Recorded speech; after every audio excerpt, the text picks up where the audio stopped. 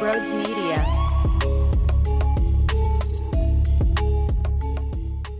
I don't know how I'm going to do it. I don't know how I'm going to last this entire season. It's going to be the worst experience of my life. Before we dive into the action, though, if you are new to the channel, make sure you hit that subscribe button and also smash that like button. I truly appreciate all the support to this point. It makes my heart warm, okay? It really does. It helps me through this time of need when I watch garbage baseball.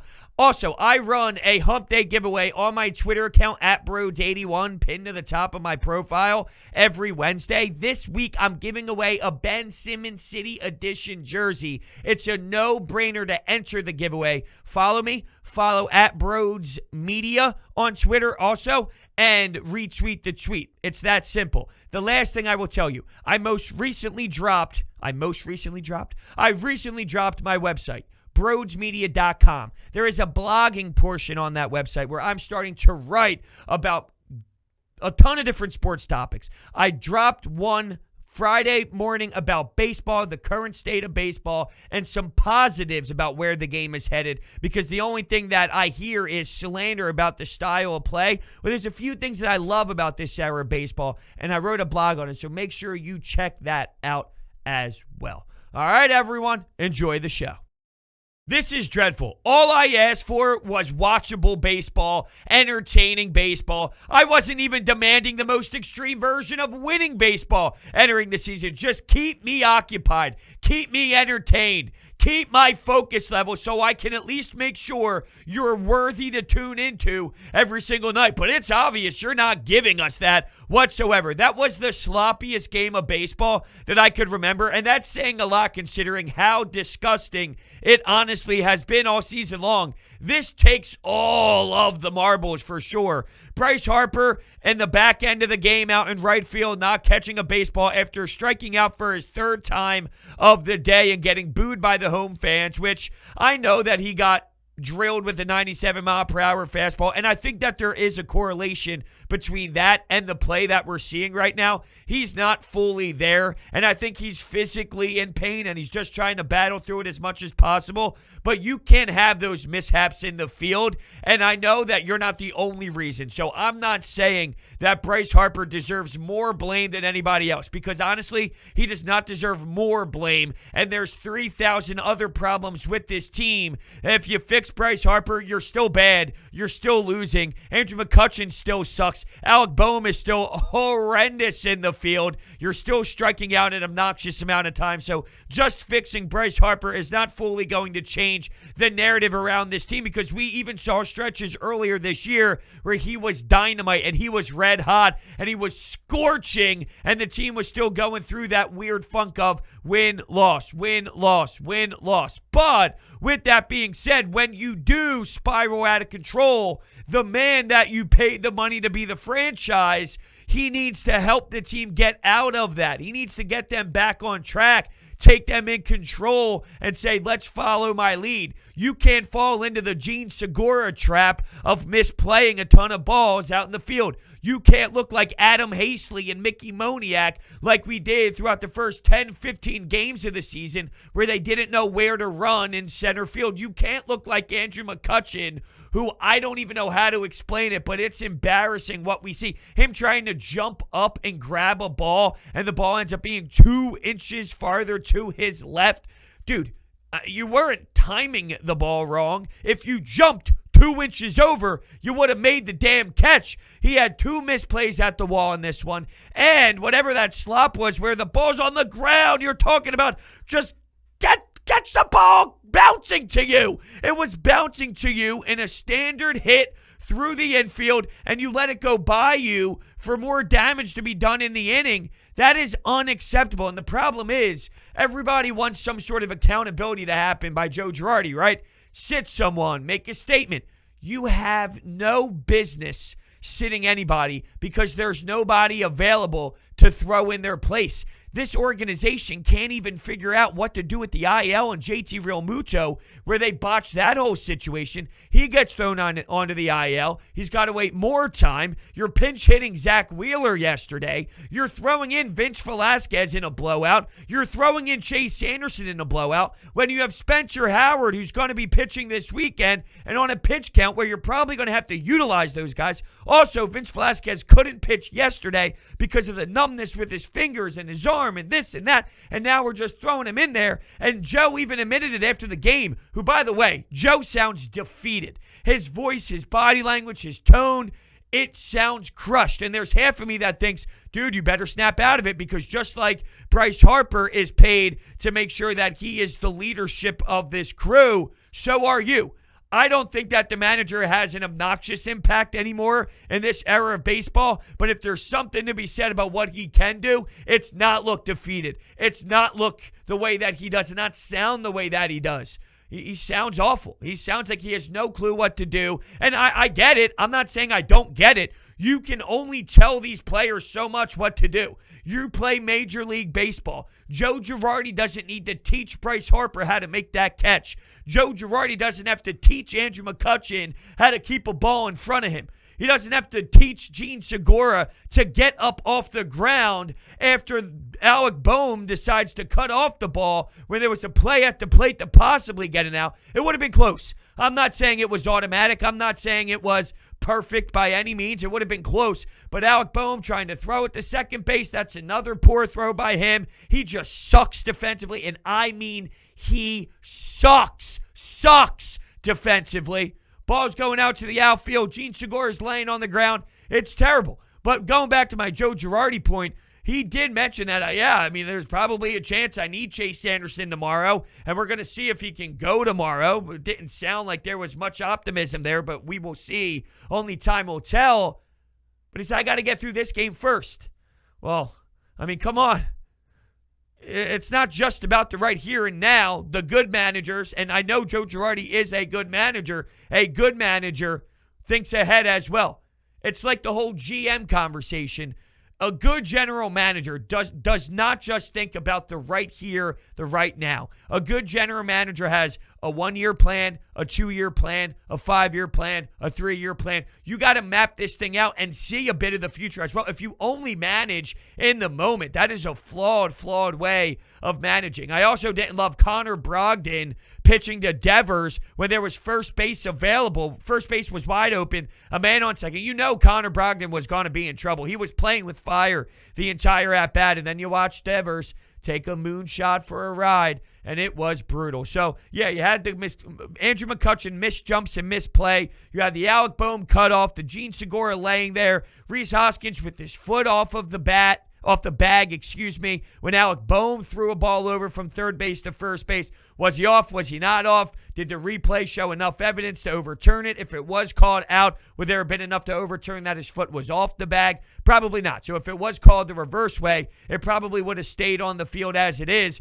But just the fact that it's not shocking that it was close. His foot did come off the bag. It just matters if there was a millisecond involved where maybe the ball was in the glove while the foot was still touching that area. Regardless, though, I'm looking at a scenario of Alec Boehm throwing over to Rhys Hoskins, and there's poor decisions made, I would say, at least 60% of the time with him over at third base, and he has been a disaster in the field. We knew he was bad in the field. It has intensified to a whole nother level of unacceptable play. So Joe Girardi was asked about Alec Boehm, and he said it will be taken care of in regards to that cutoff play.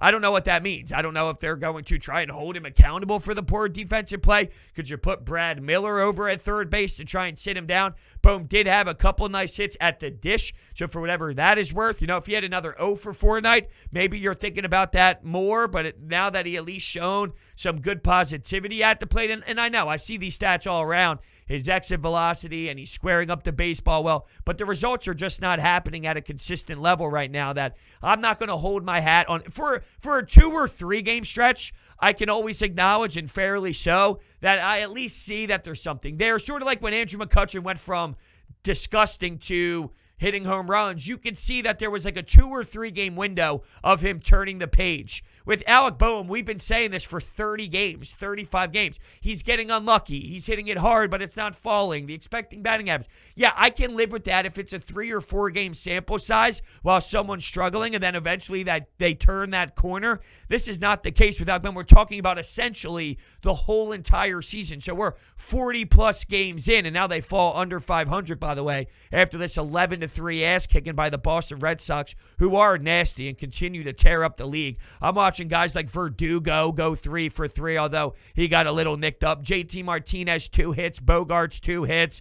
Devers, 2 hits. Vasquez, 2 hits. Just constantly. And I thought this was brought up perfectly by Ben Davis, right? So the Phillies struck out 13 times. And let's be realistic. They weren't going up against the Cy Young winner. I say that every damn game. I swear to God I do. The Red Sox struck out 17 times. And that's my whole debate about where baseball is. That Red Sox team was cruising. That Red Sox team was fun to watch. That Red Sox team was getting timely hits and just murdering the cover off of the ball and playing a good brand of baseball. Aaron Nola hangs a curveball after somewhat getting into a groove, and that thing was crushed. And shame on Aaron Nola and more on him in just a little bit. You can strike out and have high strikeout numbers like the Red Sox did in 17, Aaron Nola having 9 of those in his 5 innings. But it doesn't mean you can't still have a good offense. It doesn't mean you can't have production throughout your entire lineup. I just named you a ton of guys that had multi-hits in this game. It's not just about the strikeout numbers that either labels you a team that can't hit or not. Both can be true, as you see with the Red Sox, who are at the top of the AL East for a reason. So let's get to Aaron Nola. 5 innings, 7 hits, 4 earned runs, 1 walk, 9 strikeouts. In the first inning, he had some woes, and he put the Phillies in a tough spot to go down 2-0. From there, he found his groove. It looked like that curveball was nasty. It had really good bite to it until it didn't, until Santana took one for a ride. But his curveball really was explosive. It had some great dip to it. It had some really good, just nasty diving action. Unfortunately, you can't hang one. You cannot hang one. And in the last 3 games for Aaron Nola, he's just under a 7 ERA. Aaron Nola has not been good. I listened to him post-game to hear his thoughts, to hear what he thought, and he didn't hate his performance. He said there's a positive in the ground ball outs that he had, and he was solid until that 5th inning where you got to get yourself out of that. You got to get through that inning. You really, really do. You got to get through that inning smoother.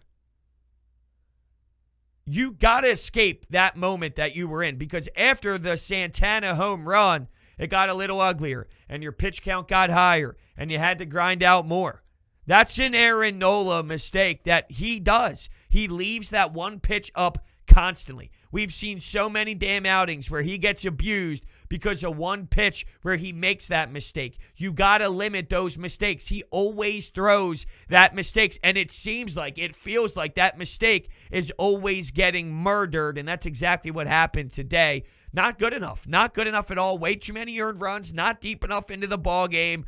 You got to rely on your top end of the rotation to go deeper so you can utilize your bullpen in another area, because as I alluded to earlier with Joe Girardi, there's a huge domino effect when it comes to your bullpen pieces. And now things change for tomorrow with a player like Spencer Howard on the mound, and you don't know what you're going to get. But I do know that it's going to be scary for Spencer to get his number called and his opportunity against a team that is just playing fantastic baseball with a ton of confidence, while the team behind you might be the worst defensive team I've ever seen. So you're putting a kid in a position to fail, unfortunately. There's 2 ways to look at it. It's a shame. It really is. It's a shame that they're doing this, but they're doing this by desperation. This is a full out, we are desperate and we're looking for something to hold our arms onto. Please save us. And then the other side of it is, Spencer, it's tough and you're facing adversity, and it's not the easiest situation to walk into in the world. With that being said, though, a fierce competitor will look at that mound. He'll play with the rubber. He'll utilize his cleats and he'll say, let's go. This is my moment. Let's seize this bad boy. Let me prove to Dave Dombrowski, Joe Girardi, my teammates, Bryce Harper, Aaron Nola, let me prove my worth. Let me prove that. And this is just him internally speaking. I'm saying this is how it should be. Vince Velasquez, that's my job. Matt Moore, you're never going to see it again. Chase Anderson, you stink. I'm sliding into this rotation. And then he can look at Nola, Wheeler, and Eflin as those solidified pieces, of course. But looking at what's happening, toying around in that back end of the rotation, I want him to see this as, you know what, this might not be the easiest road, and this might not be how I would have drawn up the start of my professional career, and this isn't the defense that I want behind me. Here's what I do know, though. I'm limited in my chances, and I got to make sure that my name, I got to have the Nick Maton effect. Nick Maton has gotten his number called, and it's tough to keep him out of the lineup when he is, and it's very irrational to think this way, but it has now gotten to the point where the fan base is absurdly pissed off when Nick Maton is not getting his jersey in that lineup. You need it to be that way with Spencer Howard where, it's frustrating. And right now it is, but not because of how well Spencer Howard has pitched. People are calling for Spencer Howard's name because of how poor everybody else is. That's not the same conversation at all. That's a totally different angle on things. You want Nick Maton because Nick Maton has been good. You've been complaining that Nick Maton's numbers against lefties have been strong enough for him to solidify a spot against a lefty. I'm just saying, that has been a knock. It's like, why isn't he getting that? Because his numbers actually have been strong. It's because of how well Nick Maton has been playing, not because of Vince Velasquez early on and Matt Moore being bad and Chase Anderson just being garbage as well. But ultimately, this team is just terrible. It really is. Vinny V threw 18 pitches. Chase Anderson threw 23 pitches for whatever it's worth. Body language with this team. I mentioned it with Joe Girardi. The body language with the entire team is just deflating, and it's May. It's May. They're one game over 500. They're still weirdly involved in this thing. I'm not even talking about playoff implications or division lead and whatnot. I mean, that's way too extreme. This team has shown you nothing, and I mean literally nothing in terms of that. They don't deserve that type of dialogue. I'm just saying the division is trash, and unfortunately for us, they're going to drag us through a, quote, close division run probably all season long, even when they play this way, which would make it that much more painful. It's the NFC East type of concept where the Eagles suck. The Eagles literally suck all year long, but because the division winner is going to this was us. Is the division winner going to have 5 wins all year? Maybe. Possibly. That was us discussing the whole entire division with Washington, the New York Giants, the Cowboys. So even though the team was a disaster, you felt there was at least a minor chance. Sadly, and yes, I say sadly to describe those feelings, I think that's how it's going to be with this Phillies team, where we're going to get this slop and we're going to get this version of the team, yet there's going to be that minor percentage that keeps us engaged just because we feel, well, I mean, it's not like the Braves are doing well, although I saw at one point they were up 20-0 against the Pirates. Maybe that's the ass kicking they were looking for, and I'm sure Tony La Russa's real happy about some grand salamis happening late in the games. Fuck you, Tony La Russa. Fuck you, you jerk off, you son of a bitch. You don't know a damn thing about where the game is going in terms of passion, energy, fun, when the teams are fun. I'm not talking about the Phillies because they're not, but the teams that do have a little pop to them and that do have some lethal play in them, yeah, that's what. That's where the game's going, and it's here to stay, damn it. So screw your old school mindset. Jack off. Anyway, yeah, I mean, look, Segura went 3 for 4, had a 2-run home run and 2 singles. He provided what he needed to at the dish. He provided what he needed to at the plate. Still weird with that play. I don't understand what happened. Bogarts, I believe it was, jumped over him as he went to third and just watched the ball go by him. I don't know what that means for Joe Girardi. We know that they've bashed heads. We know that they don't well, I'm not going to say they don't like each other because it seemed like they made up. Gene Segura said, I love him, and they said they moved on from it. When you're a family, you have things that happen internally, then you move on. So we know that angle of it all, but just hearing about that afterwards, Joe essentially said, I don't know what the hell that was. So knowing that there was already beef there and seeing this happen so quickly and pretty much right after the other debacle, how much of those emotions are still involved, and then that impacts maybe how they're feeling now and what's going to come into the future. Yeah, poor game of baseball. Andrew Knapp's hitting 164. I know we like to have fun with the whole Andrew Knapp thing, but I do think we're getting a little overboard as well. And I'll admit that I've done that, absolutely. I called him the face of the franchise the other day when he hit a ball that went right to the warning track, and I thought it was going to be a 3-run walk-off home run. So I've had fun with it and all, but, I just think it's funny that, we do view I was going to bring up Zach Wheeler because he mentioned Andrew Knapp being a starting caliber catcher in this league. We talk about Andrew Knapp as like this phenomenal, amazing backup catcher. My man's hitting 164, okay? 164. Let's say that one more time. 164. It doesn't feel that way. And he's had timely walks. He's had timely hits. I'm not just absolutely destroying him right now. But I just want to say, let's kind of tamper the expectations or simmer down a bit on the whole Andrew Knapp, best backup catcher in baseball nonsense. He's hitting 164. Hopefully that means he comes out tomorrow and shuts me up with like a 3-run home run or 3 hits or something of that nature. But this team sucks right now, and it's probably the worst baseball I've seen in quite some time. It's the same thing we've seen, if not worse, right? We've seen this over the last handful of years, so that's why it's somewhat already settling in. There's no changing this team. There's no easy fix. There's not one trade that will change the identity of who they are. We've seen this style of baseball for the last 2 seasons before this one. This is who they are. It better settle in on you, because if not, you're going to be extremely disappointed. And even if you do let it sink in and you digest it, it's still going to be extremely disappointing, because all I ask for to start the season is just give me baseball that's entertaining. You can lose a game and still give me good baseball. You can play good baseball and not be a insanely winning product, because I knew entering the year they were not going to be a 90-win team, a high 80-win team. That's not what they were going to be this season. That was not my expectations. But a good brand of baseball, even if it doesn't result in a playoff run, or when it's just the next step. We're talking about strides. We're talking about an organization getting rid of Matt Klentak and Andy McPhail, bringing in Dave Dombrowski, bringing in Joe Girardi, who we looked at as a guy who won champion, who is a champion, who played the game at a high level, did what he did in the majors as a player, which was insanely successful. You bring that into your clubhouse. I want to see the transformation from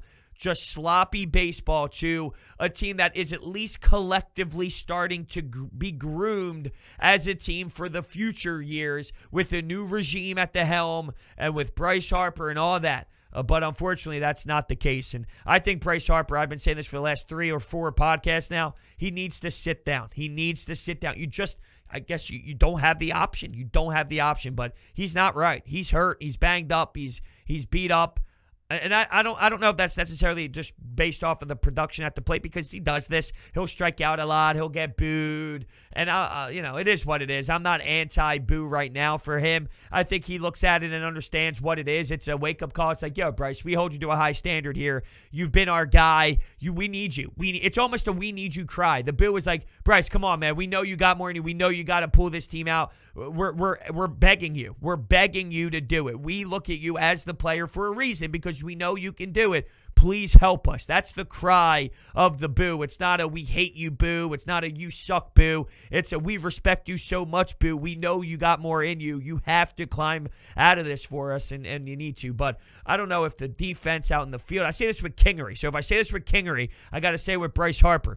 Do not allow your offense, your poor production at the plate, affect the way that you play out in right field. Maybe it had something to do with not wanting to run into the wall because something is hindering him and there's some discomfort. But clearly something is happening with Bryce, and I wish that you could sit him down for a second or two. But you're also going up against a really hot team in the Red Sox. How much of a bad statement would that be? You're pulling one of your best guys because if he's hurt, he's hurt. But I'm just saying, you need your best guys out there as much as possible. And without JT and then debacle with the IL, and now let's take Bryce off the field. It only makes things worse. But at the end of the day, if that's what's better for your team in the long run, it's something to consider. But I just, Matt Joyce, is that where we're going here? Matt Joyce?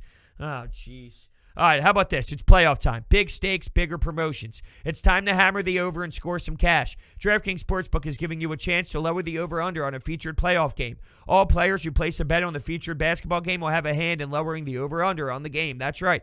For every 1,500 players who bet on the over on the select game, the over-under will drop by 1 point. Download the top-rated DraftKings Sportsbook app now and use promo code Brodes when you sign up to hammer the over. For every 1,500 people with a bet on the over in the featured game, the line will decrease by 1 point. Yes, this is your chance to improve the odds of the over hitting. So tell your friends and family this is a team effort. Hammer the over and improve your odds of doubling your money. That's promo code Brodes for a limited time only at DraftKings Sportsbook. Must be 21 or older. Pennsylvania only. Restrictions apply. Max $25 wager. One per customer. Offer ends May 23rd in partnership with Meadows Racetrack and Casino. See DraftKings.com/sportsbook for details. Gambling problem? Call 1-800-GAMBLER. All right, let's hear your thoughts. The Anytime Hotline. How do you feel about this disgraceful game? I'd imagine there's some frustration boiling. Here we go. So, Brodes, first time ever, talking on the podcast. I was at the game, today's game, and oh my God, that was horrific. I don't know what's up with Nola. He's just in a bad slump. Same with Bryce Harper. The errors were ridiculous. I mean, once Vince Velasquez came through, me and my friends just left. Like, horrible. Like, I don't know what's up with this team right now. A lot of people say Nola's like our ace, but compared to, like, the back in 08, 09, 10 with Cole Hamels, I would not even put, like, Nola as an ace. He's playing really bad. Horrible top of the fifth. This team is just in a horrible slump. Like, horrible slump.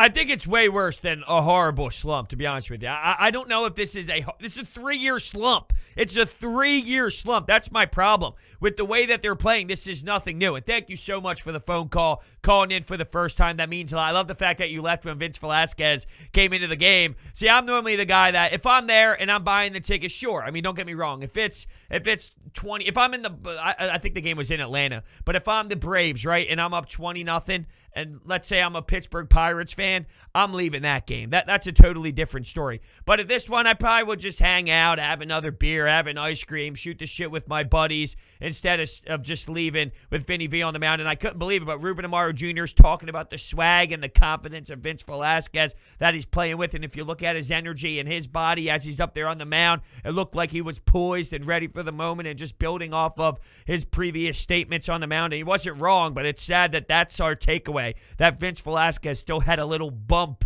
in his delivery and still had a little bit of a pep in his step, if you will.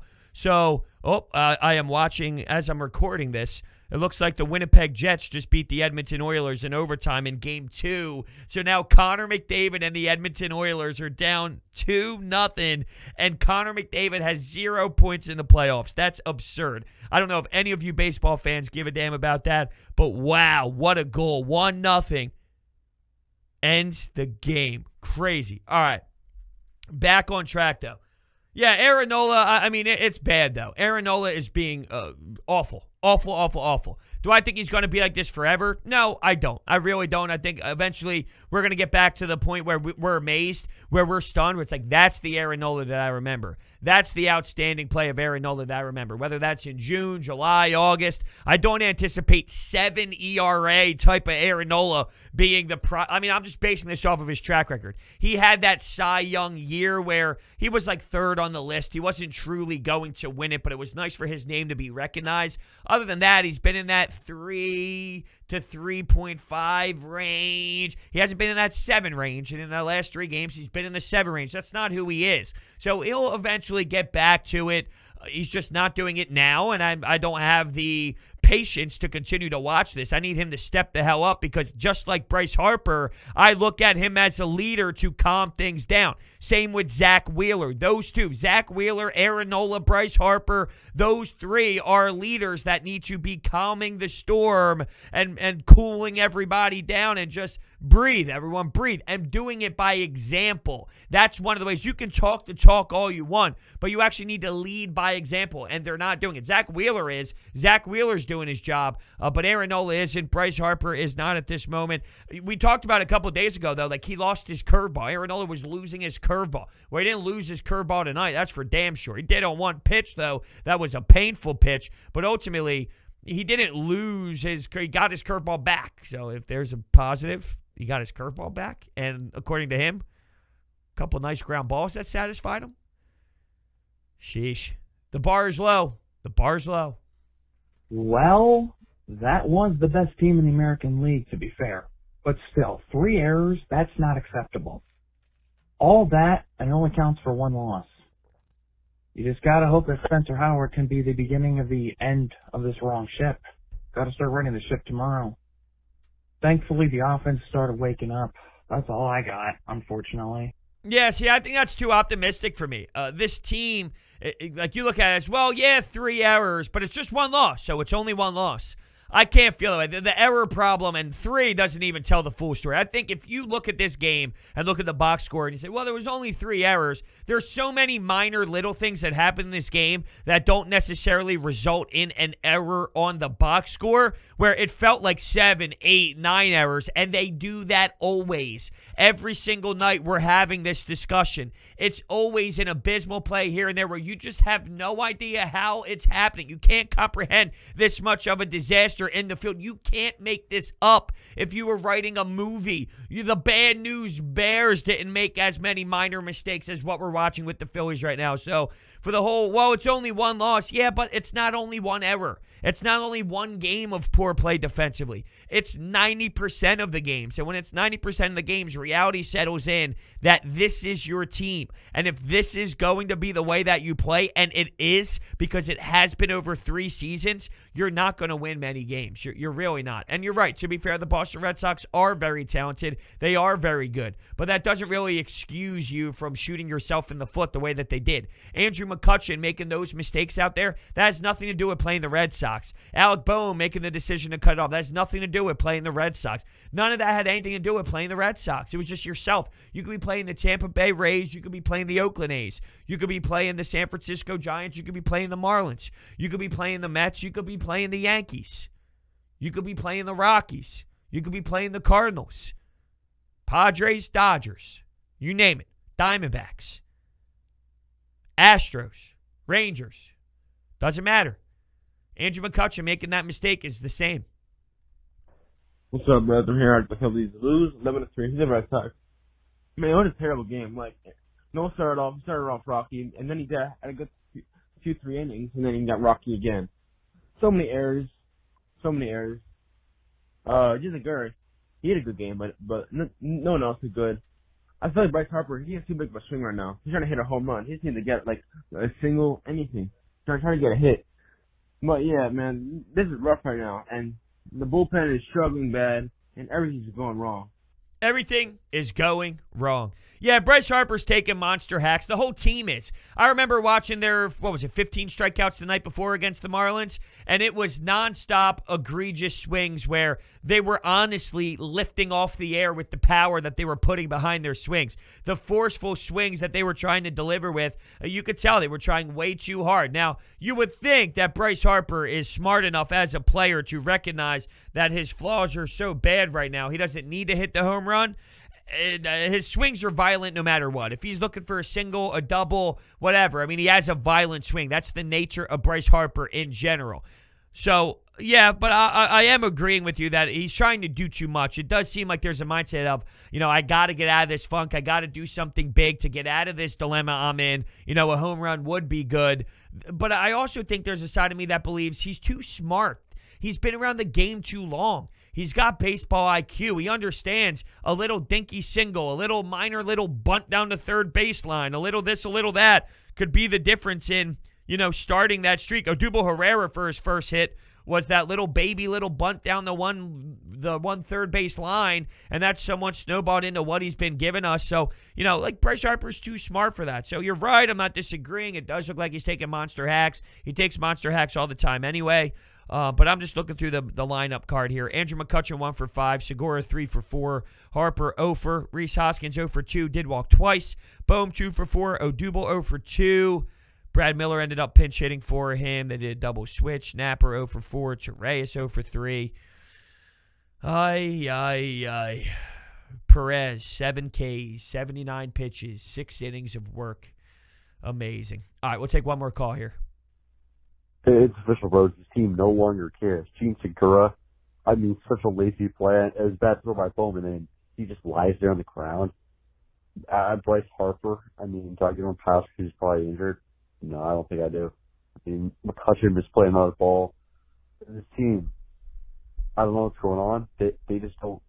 They don't want to win. I don't think the coach has been very good. And God, it's so frustrating because I sit down and I watch pretty much every game, and it's so taxing because I'm putting so much effort into watching these games as a fan, and it just feels like the team does not care. Yeah, I feel the same way because clearly I put a lot of emotions into this as well. I will disagree, though, that like they don't want to win. That statement of like they don't want to win, they don't care. No, I promise you they care. I promise you they lose sleep over this. I promise you Bryce Harper's pissed off. Gene Segura's unhappy. Andrew McCutcheon looks at himself in disgust. Joe Girardi is going to be analyzing this nonstop and watching what's going on and trying to figure out how to change things. Alec Boehm, not happy. You could see him mouthing off as he's walking back to the dugout, saying curse words to himself, dropping the F-bomb because he's unhappy. They're not happy with what's going on. They're not satisfied. No one's walking into the clubhouse every day going, you know what, fellas? I don't give a damn. I don't care. I'm a millionaire. I make a lot of money. I play baseball. We suck, but I play baseball. No, these guys are competitors, and you make the majors for a reason. So they're internally just as upset as we are on this side. I mean, we've all played sports, right? I mean, I remember going through a phase where I wasn't playing well, and it looked bad, and I was making mistakes, and I was costing the puck up when I was a defenseman and on. It's not because I didn't care. I would lose sleep over it. I would try and analyze how I can fix it. I would study film. I would practice the things that I would make mistakes on. I would put a lot of effort into trying to change my ways, just like they are. Just like in BP, they're focusing on how to make sure they don't strike out. Just like in all these other areas. Joe says it. We work on it. We do work on it. They are applying these flaws and trying to figure it out. They're applying a fix to these flaws and trying to figure things out. To say they don't care, I mean, they're just as bothered as we are. Unfortunately, they just haven't found the answer yet. And I don't know if the answer is available. I don't know if the answer is there. I don't think it is because, as I said, this is not just a new year thing. This has been a problem for seasons long. So, you know, after that, it's just major changes is what comes down. And I'm not talking about a Bryce Harper thing.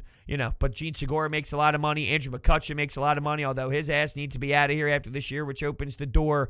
You have no prospects. That's where a lot of this would get fixed normally in an organization that knows how to produce prospects. You figure it out from there. You draft well. I mean, all that is normally how you kind of weave through around this, but you don't have those options because you suck at drafting. Matt Klentak was garbage, and so was the last entire front office group that ruined this and kind of, put us in a tough spot. So that's where we're at. Orbit Energy and Power. They are amazing. They are home to your solar experts. They provide solar energy, which $0 electric bills. It's amazing. Water purification systems, clean, healthy water for your family. Backup energy services, battery storage, tree removals, electrical upgrades, and more. They are the best in class. They are located in Mantua, New Jersey. Their website, OrbitEnergy.us, and their phone number is down below in the description. If you are looking to upgrade your home, Orbit Energy and Power is the place to go. Pennsylvania, New Jersey, Delaware, Maryland, Florida. Awesome, awesome, awesome company. Make sure you give them a buzz and just talk to them. They'll educate you on what they can provide. It does not hurt to just speak with them to hear the information and to learn about, how it all works and why going solar is great and why it's beneficial. So thank you, everyone, so much for listening, and I will see you next time.